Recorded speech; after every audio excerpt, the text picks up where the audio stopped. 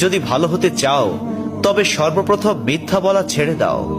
19 তুমি যখন রাস্তা দিয়ে যাও তখন আল্লাহর নামে জিকির করো, কারণ হাসরের দিন ওই রাস্তা তোমার নামে সাক্ষ্য দিবে।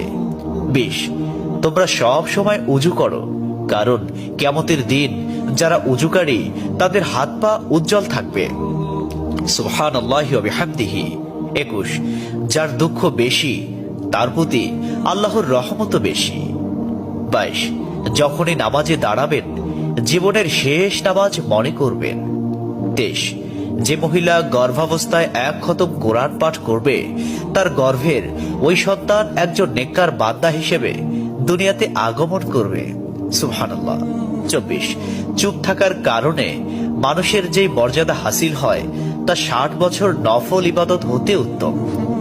সুবহানাল্লাহ। 25 রাসূলুল্লাহ সাল্লাল্লাহু আলাইহি ওয়াসাল্লাম বলেছেন, জান্নাতের সবচেয়ে নিকটবর্তী আমল হলো সময় মতো সালাত আদায় করা। সহিহ মুসলিম হাদিস নম্বর 260। 26 যে ধোঁকা দেয় সে আমার উম্মতের অন্তর্ভুক্ত নয়। 27 তুমি জানো তুমি সঠিক, তবু তর্ক করো না, তর্কে জড়াইও না।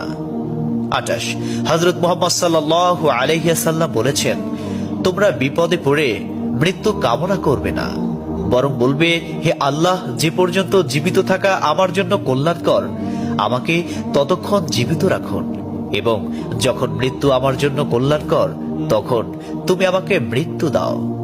29 সূরা ইয়াসিনকে কুরআনের হৃদয় বলা হয়।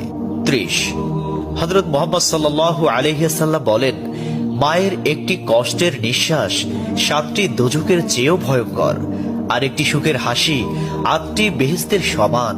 সুবহানাল্লাহ। 31 যে অন্যের বাবা মাকে গালি দিল সে যেন নিজের বাবা মাকেই গালি দিল।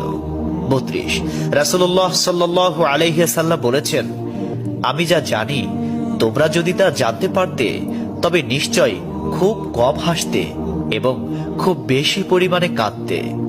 30 মানুষ যদি মৃত ব্যক্তির আর্তনাদ দেখত এবং শুনতে পেত তাহলে মানুষ মৃত ব্যক্তির জন্য কান্না না করে নিজের জন্য কাঁদত। 34 মহানবী সাল্লাল্লাহু আলাইহি ওয়াসাল্লাম বলেছেন, সূরা ফাতিহা তোমরা ধীরে ধীরে পাঠ করো, কারণ মহান আল্লাহ নিজে তার জবাব দেন। সুবহানাল্লাহ। হাদিস সূত্র মুসলিম 910। 35 রাসূলুল্লাহ সাল্লাল্লাহু আলাইহি ওয়াসাল্লাম বলেছেন, কিয়ামতের দিন যে জিনিসটি মুমিনদের পাল্লায় ভারী হবে সেটি হচ্ছে সুন্দর চরিত্র, আখলাক। আবু দাউদ হাদিস নম্বর 4101। 36 কবরের